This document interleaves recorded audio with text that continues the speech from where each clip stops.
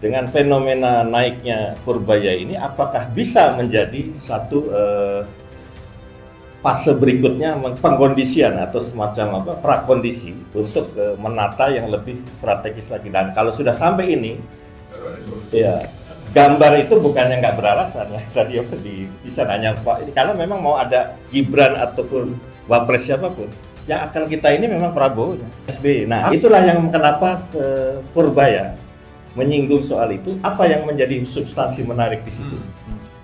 Berarti dia bicara tentang Undang-Undang Bank Indonesia nomor 1 1999 yang di dalam kajian saya dan beberapa kawan itu paling liberal, undang-undang perbankan paling liberal di Asia Tenggara. Nah, itulah yang kenapa Purbaya menyinggung soal itu. Apa yang menjadi substansi menarik di situ?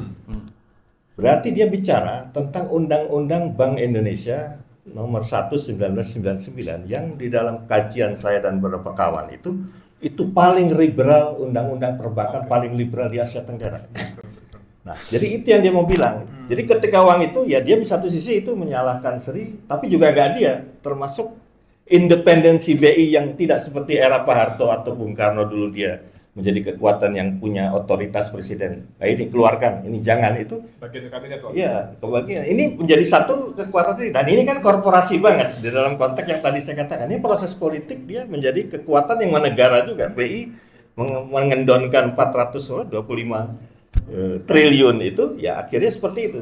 Nah ini yang saya kira baru kalau istilah Purbaya sendiri kan, saya ini udah pokoknya supaya jadi kumat lagi ya itu. Tapi ini kan baru fase awal di dalam konteks yang kita harus lihat. Apakah kemudian Undang-Undang BI ini harus direvisi lagi bahkan dirubah? Nah itu yang menjadi langkah selanjutnya yang menarik, karena ini bicara konstelasi politik di dalam maupun kaitan ke global juga dengan seiring mundurnya Sri Mulyani. Nah ini mungkin yang saya ingin masuk ke dalam konteks seperti sebetulnya kalau kita mau pilah, pertama kalau masuk ke ini kompromi atau solusi, ya jelas ini kompromi karena solusi masih jauh panggang dari api. Tapi prakondisi ini sebenarnya sudah membuka suatu momentum dalam arti politik ekonomi. Kenapa? Sejak era SP, dan ini sebenarnya tercermin betul di dalam penyingkapan atau cerita dari Pak Purbaya di DPR itu, bahwa jelas berarti seluruh mulai kerusakan ini di era SBY sebetulnya. Kalau waktu Habibie, ya walaupun undang-undang itu banyak undang-undang dikeluarkan semua yang sekedar antitesis Pak Harto tanpa mikir ini dampaknya gimana ke depan. Pokoknya asal orang Jawa bilang waton suloyo, asal beda gitu kan. Tapi tetap di era Gus Dur Mega itu masih coba dibuat abu-abu gitu. Nah, tapi waktu SBY, dan itu menariknya waktu Abdurrahman Wahid menjadi presiden, tiba-tiba pensiun dini kan SBY, dia megang apa coba? Menteri ISDM. Nah, coba kaitkan dengan pidato Prabowo waktu di pelantikan di MPR. Kan bicara swasembada pangan, oke, kalau itu memang concern beliau udah lama ya. Tinggal bagaimana kita cermati strateginya. Tapi yang menarik adalah swasembada energi. Nah, berarti kan pertambangan itu krusial. Nah, jadi di dalam konteks korporasi yang mendapat momentum setelah Pak Harto lengser itu masuk ke era SBY, inilah konsolidasi besar-besaran dari dalam konteks kolonisasi tambang batu bara dan terutama minyak dan gas. Kita perhatikan Undang-Undang Migas nomor 22 tahun 2001. Apa yang paling krusial? Kalau ibarat itu serangan militer, tapi ini kan nir militer ya, karena yang dirubah regulasi. Tanpa ada serangan militer yang satu peluru pun meletus, Pertamina dirontokkan yang tadinya pengelola hulu hilir dipecah tiga. SKK Migas hulu, lalu BPH Migas untuk hilir. Nah, tapi yang menarik di situ ada Petral yang kemudian dalam pelembagaannya ini kan importir ya. Tapi apa yang menjadi krusial di dalam konteks masuknya tembusnya skema kapitalisme global asing ini? Import bukan lagi dipandang sebagai keterdesakan kebutuhan. Jadi karena itu harus impor. Tapi import itu ya ideologi.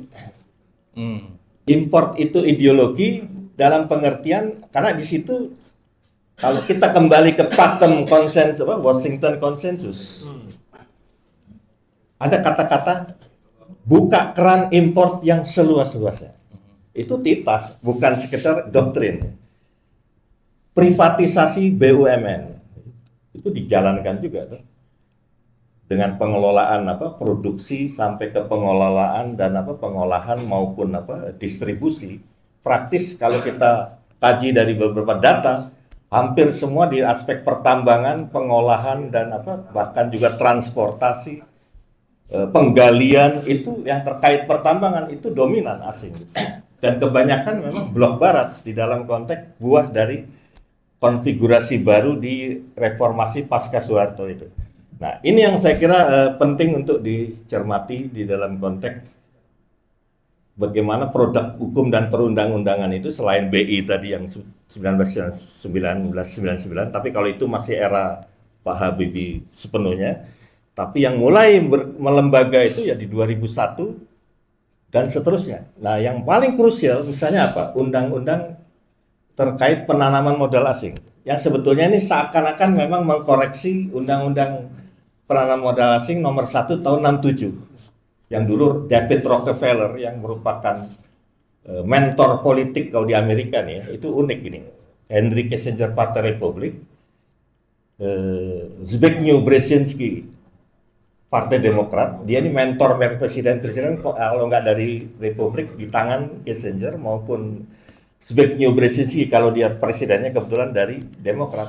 Itu dua-duanya mentor politiknya itu orang korporasi yang kebetulan passionnya nggak di bisnis, yaitu David Rockefeller. Nah ini yang kemudian mengarrange waktu pasca 65 yang Pak Harto mulai in charge 67.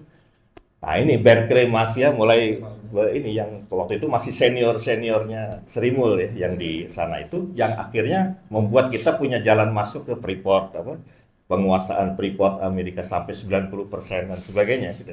Nah, ini waktu Pak SBY tahun 2007 bikin undang-undang penanaman modal asing ternyata juga sama krusial bahkan jauh lebih melembaga karena di situ ada frase di dalam pasal-pasal itu di mana swasta asing maupun swasta lokal itu sama ininya.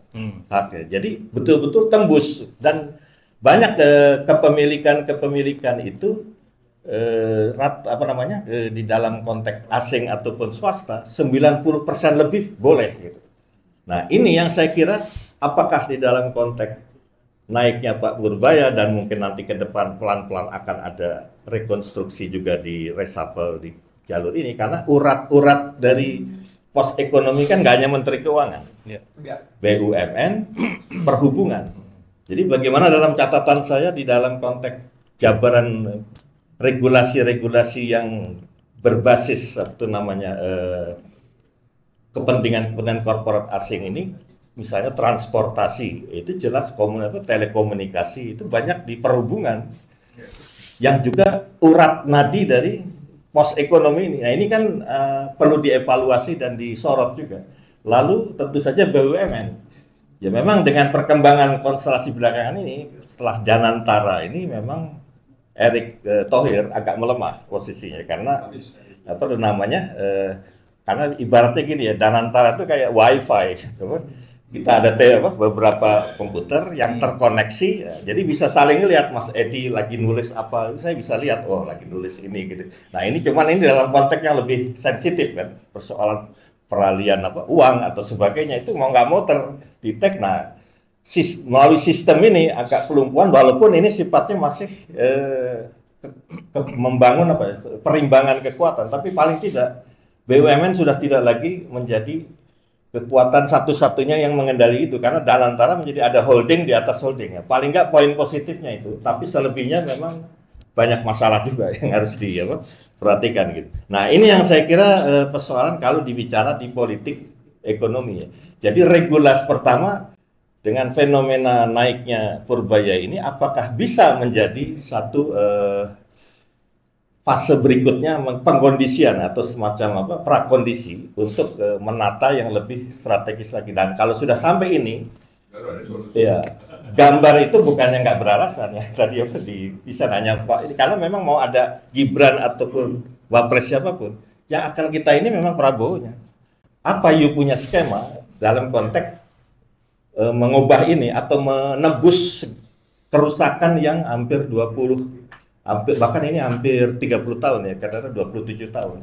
Sering saya ke kalangan rekan-rekan yang kolega saya juga dulu pro reformasi, lu kerja apa 27 tahun gitu, kok masih gini-gini aja kan, itu artinya ada sesuatu yang nggak serius di situ kan.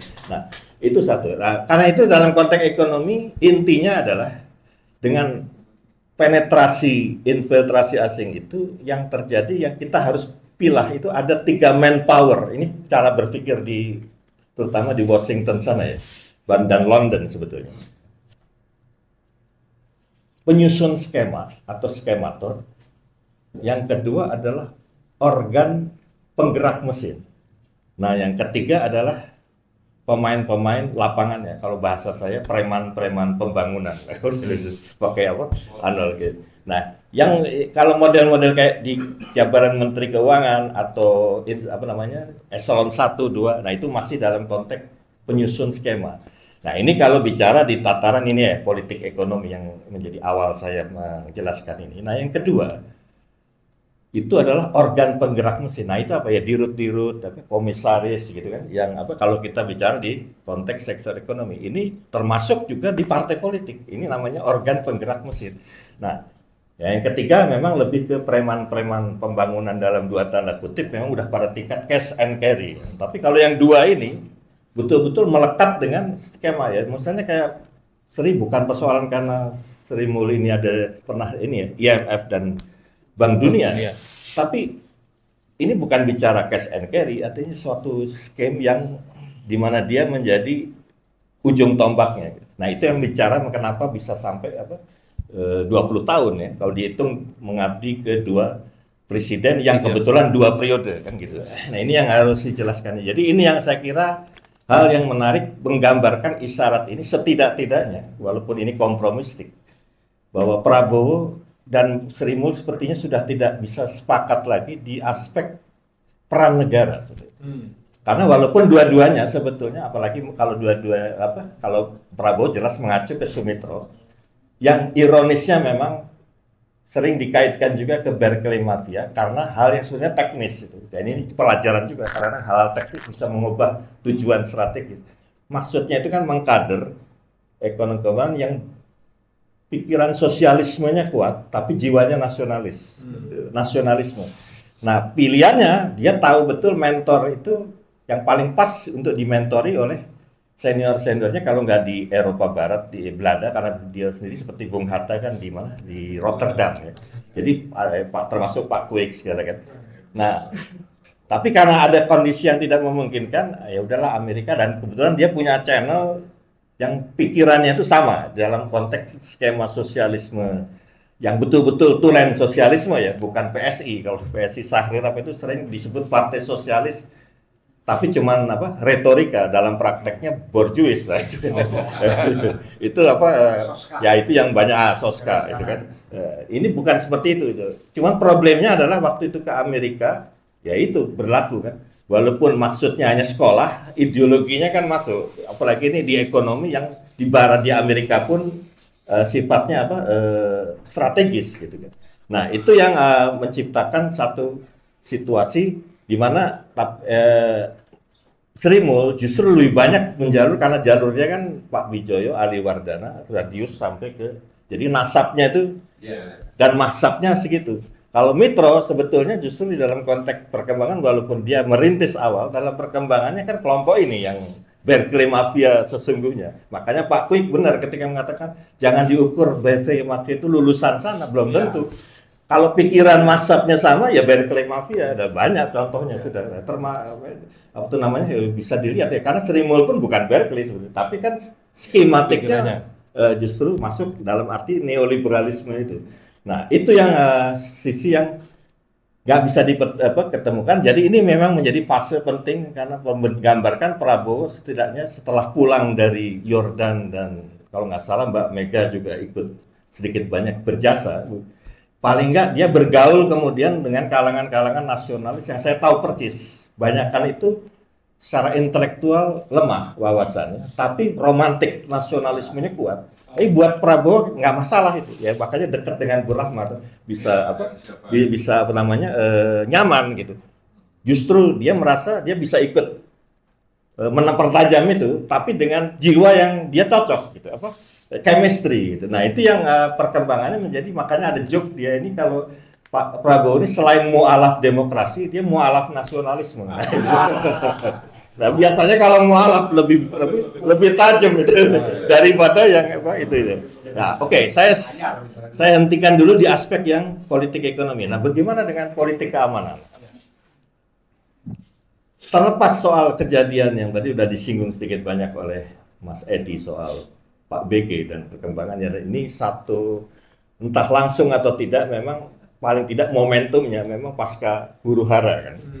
Tapi lepas soal itu, ada satu yang memang krusial dari awal itu, apakah kelembagaan yang namanya Kementerian Politik dan Keamanan, kalau dulunya Polhukam, sekarang kembali ke era zaman sebelumnya yaitu politik keamanan, apa cukup hanya dengan penekanan di koordinasi? Karena kalau pengalaman dari huru hara kemarin, kemarin sudah saya singgung waktu di podcast dengan beberapa kawan sebelumnya itu, sekarang justru saatnya penting segera memprolegnaskan kembali Dewan Keamanan Nasional.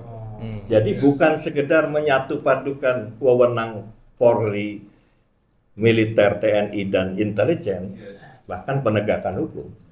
Tapi juga entah ada kasus seperti kemarin huru hara atau tidak, itu harus menjadi proyeksi terutama di aspek intelijen strategis yang selama ini memang kita lemah ya. Di dalam melihat apa yang menjadi potensi ancaman kita ke depan itu bukan sekedar apa yang sesungguhnya kita tahu, justru memetakan apa yang kita rasa sebetulnya kita sangka tahu padahal sebetulnya enggak. Karena itu yang sering kali ya, kemarin ini kan gambaran itu. Bagaimana bukan karena kita melihat ancaman yang udah kita bayangkan, itu nggak kebayangkan itu. Jadi, nah itu kemarin kalau paling gampangan teknis ya, kalau ada Dewan Keamanan itu, oke, kita nggak bicara 28-29, itu kan ikutan. Tapi yang 25, ini sebetulnya kita mau mengantisipasi ini perspektif ini ya, stakeholder, pemangku kepentingan keamanan nasional. Kita mau menghadapi aksi demo damai, yang model katakanlah seperti 17+8 itu, yang mungkin nanti akan banyak lagi itu, kayak gitu. Atau huru hara, atau riot, ya kan? Ini aja karena tidak ada panduan itu, wah, terjadilah anarkinya itu bukan hanya di kalangan mahasiswa ataupun yang kemudian ada banyak elemen yang kita sebut anarko-sindikalisme.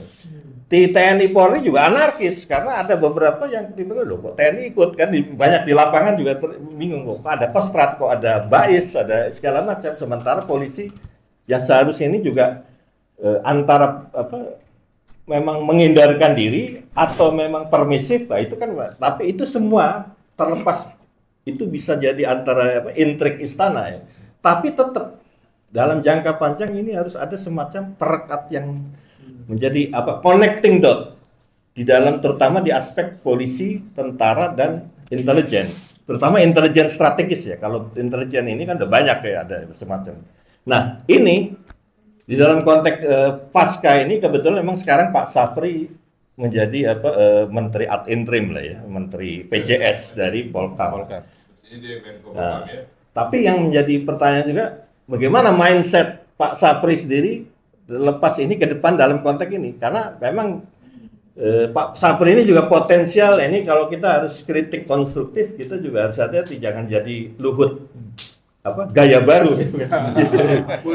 Iya, jadi tetap harus ada ini. Nah, tapi yang lebih penting lagi pola pikir, pola sikap dan pola tindak Sapri dalam melihat konsep keamanan nasional seperti apa. Memang beliau juga ketua Dewan Pertahanan Nasional, tapi kan itu spesifik.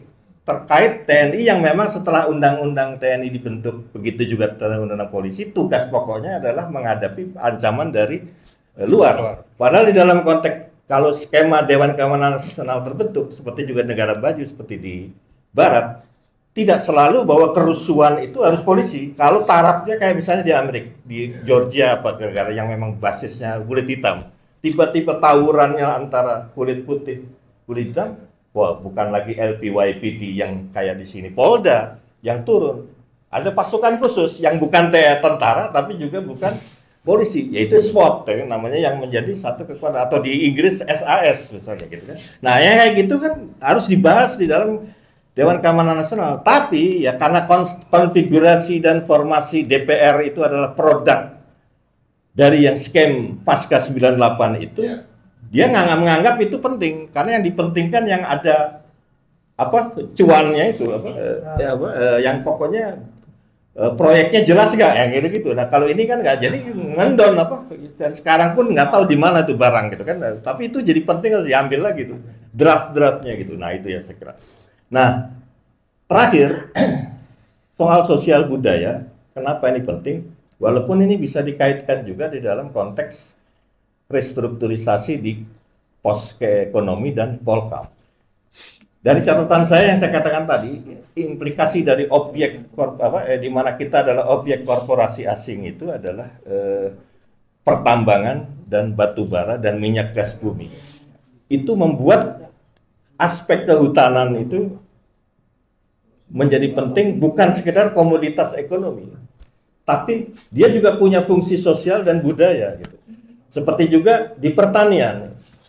Jadi selain memang undang-undang agraria sampai hari ini tetap nggak jelas, dan ini merugikan basis-basis akar rumput yang sebetulnya di pertanian cukup, bukan hanya melihat pertanian itu komoditas ekonomi, tapi bagian dari melekat budaya dari geografis mereka sendiri. Nah ini saya kira harus menjadi pantauan juga di dalam konteks yang terintegrasi antara kementerian-kementerian yang di sosial budaya, di ekonomi politik ekonomi dan politik keamanan gitu. Nah ini yang saya lihat karena kemarin baru sekitar 5 menteri yang diganti plus 6 dalam arti ada menteri baru ya. Tapi ini belum cukup karena ini masih pada taraf